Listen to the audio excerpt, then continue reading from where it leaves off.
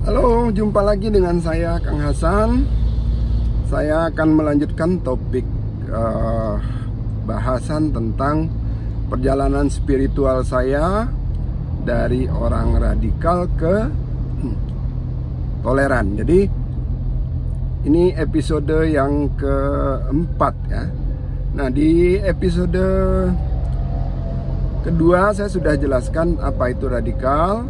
Radikal itu artinya ingin menerapkan seluruh aspek dalam hal ini ajaran Islam untuk di dalam segenap aspek kehidupan kita. Nah, hal terpenting di situ ada dua, yaitu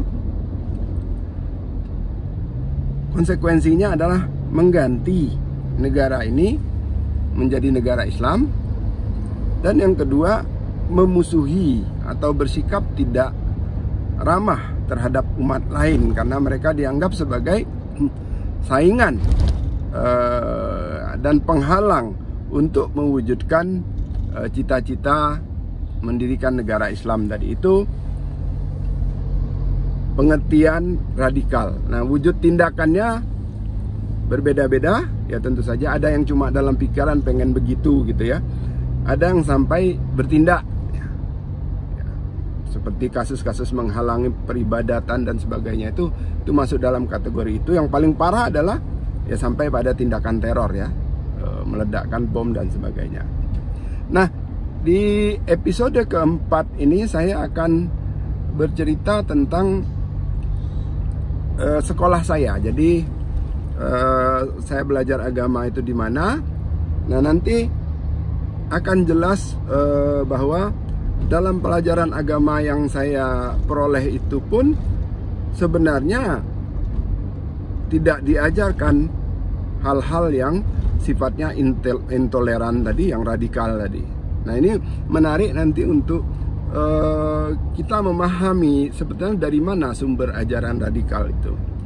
Jadi saya lahir dan besar di kampung ya, di pesisir selatan Pulau Kalimantan. Itu kami tinggal di pulau kecil.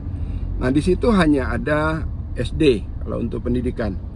Nah, ketika kami sudah tamat SD, orang tua mengirim kami untuk sekolah ke Pontianak, ke kota. Nah, pilihan sekolahnya waktu itu saya dikirim untuk masuk ke Madrasah Sanawiyah. Jadi ini sekolah agama ya, sekolah agama di bawah waktu itu Departemen Agama ya, di bawah Depak. Jadi level paling rendah itu kalau setara SD itu Ibtidaiyah, kemudian Sanawiyah, lalu Aliyah. Nah, saya masuk ke Madrasah Sanawiyah. Orang tua saya, ayah saya ingin saya jadi guru agama, jadi disuruh belajar agama. Nah, di Madrasah Sanawiyah ini kami belajar ya, ada pelajaran umum, porsinya tuh mungkin sekitar 40% ya, pelajaran umum. Jadi belajar matematika, belajar IPA, IPS, geografi dan sebagainya. Tapi 60%-nya adalah pelajaran agama. Jadi mulai dari ada pelajaran akidah, akhlak, kemudian Quran dan hadis ya, kemudian syariah itu belajar fikih, kemudian sejarah Islam, ada ditambah bahasa Arab. Ini 5 pelajaran utama, ditambah satu lagi sih, tajwid ya, tajwid. Jadi ini pelajaran utama yang ditambahkan pada pelajaran-pelajaran umum seperti IPA, matematika dan sebagainya tadi. Nah, di sekolah ini saya belajar hal-hal dasar tentang agama, dan itu masih melekat dalam gagasan saya. Masih banyak hal yang saya ingat dari pelajaran-pelajaran itu, dan itu menjadi dasar saya untuk belajar lebih lanjut tentang berbagai hal menyangkut agama Islam. Ditambah tentu saja menjadi dasar bagi saya untuk berpikir saat ini. Jadi misalnya di pelajaran akidah tentu saja tadi ajarkan tentang bagaimana ya, iman ya, dasar, hal yang paling dasar dalam iman Islam itu diajarkan. tentu saja di situ ada akhlak ya, bagaimana kita harus bersikap terhadap sesama orang lain, gitu ya, akhlak. Nah kemudian ada pelajaran Quran dan hadis. Ya, Quran dan hadis ini sebagian berisi hafalan, tentu saja kita disuruh menghafal ayat-ayat Quran, tema-tema tertentu, dan disuruh menghafal hadis-hadis tertentu ya, untuk pengetahuan bahwa hadis ada yang berbunyi begini. Tapi tidak hanya menghafal. Nah ini bedanya dengan anak-anak sekarang. Tentu saja kami tidak diajarkan untuk menghafal satu Quran tuh enggak. Jadi hanya ayat-ayat dengan tema-tema tertentu. Nah yang paling penting adalah metode untuk menafsirkan. Jadi bukan sekedar menerjemahkan, tapi memahami kenapa ayat ini diterjemahkan begini. Ya tafsir sederhana lah, jangan bayangkan tafsir kayak mau jadi ahli tafsir, itu enggak. Jadi diajarkan cara menafsirkan secara sederhana, ditambah tadi ada pengetahuan bahasa Arab ya, dasar, sehingga dengan pengetahuan bahasa Arab itu ketika ada ayat, ada hadis, itu kita paham kenapa maknanya begini. Ini kata dasar, misalnya kata dasar dari kata ini adalah ini, dan karena dia berbentuk struktur kalimatnya seperti ini, maka maknanya adalah begini. Diajarkan seperti itu. Nah kemudian tentu saja diajarkan tentang fikih syariah ya, tata cara. Jadi mulai dari tata cara ibadah, tata cara bersih-bersih, kemudian zakat, waris dan sebagainya. Itu saya belajar dari kelas 1 sampai kelas 3. Jadi seluruh topik fikih itu saya pelajari secara utuh, dan sekarang kalau ada yang tanya-tanya ya basis saya untuk menjawabnya itu. Nah, ada juga sejarah Islam. Sejarah Islam itu bercerita tentang bagaimana Islam itu tumbuh mulai dari zaman pra-Islam, kemudian Nabi lahir, berdakwah di Madinah, dan kemudian hijrah ke berdakwah di Mekah, kemudian hijrah ke Madinah, kemudian mulai membentuk masyarakat Islam, sampai setelah Nabi wafat para khalifah menyebarkan Islam ke berbagai wilayah di sekitar Mekah, di sekitar Arab Saudi itu. Kemudian kekuasaan Islam pada waktu itu luas ya, sampai pada Turki Utsmani. Itu dibahas di dalam pelajaran sejarah Islam. Nah itu pelajaran-pelajaran yang saya terima ketika di Madrasah Tsanawiyah. Nah ada hal penting yang ingin saya sampaikan di sini. Ada hal penting yang ingin saya sampaikan, bahwa selama pelajaran itu kami tidak diajari untuk tadi menjadi radikal. Ya tidak diajarkan bahwa kita ini harus mendirikan negara Islam, itu tidak ada. Ya. Misalnya tadi kami diajarkan sejarah. Oh dulu tuh kayak gini, ceritanya dulu itu seperti ini. Jadi tidak ada refleksi misalnya, oh kita juga harus bangun kembali kejayaan zaman dulu, tidak ada.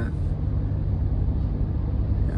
Dalam pelajaran tadi hadis-hadis, misalnya dari Quran dan hadis, kita belajar tafsir, belajar ilmu yang paling dasar lah, fondasi dari keislaman itu belajar Islam, belajar Quran dan hadis. Itu juga tidak diajarkan. Ya, yang jadi fondasinya tetap keimanan, kemudian yang terkait dengan ibadah dan akhlak. Tidak ada ajaran misalnya, oh kamu tuh harus dirikan kekhilafahan, harus menegakkan hukum Islam. Itu tidak diajarkan seperti itu. Ya. Tentu saja dalam hal fikih misalnya kita diajarkan beginilah hukum Islam, ini hak waris dan sebagainya. Dan kita diajarkan bahwa misalnya di negara ini ya hukum-hukum waris itu bisa diterapkan ya. Ada pengadilan agama khusus untuk menangani hukum waris, hukum nikah dan sebagainya. Jadi hukum Islam itu dipahami dalam konteks yang seperti itu. Nah, jadi pertama yang ingin saya sampaikan dari cerita ini adalah bahwa saya mendapatkan pelajaran yang sifatnya dasar tentang agama. Jadi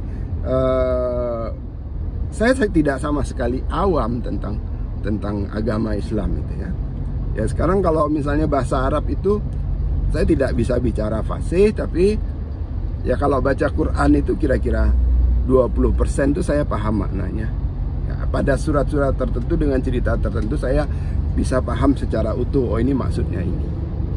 Ya, kalaupun saya harus melihat misalnya kamus terjemahannya apa, saya sedikit banyak bisa paham kenapa dia dimaknai seperti itu, dari kata apa ya, jadi ketika baca terjemahan Quran itu nggak buta, baca hadis juga nggak buta begitu ya. Dan ditambah tahu proses khususnya pengumpulan hadis itu, bagaimana hadis itu dikumpulkan ya, kemudian dibukukan, itu tahu prosesnya, tahu sejarahnya dari ilmu hadis.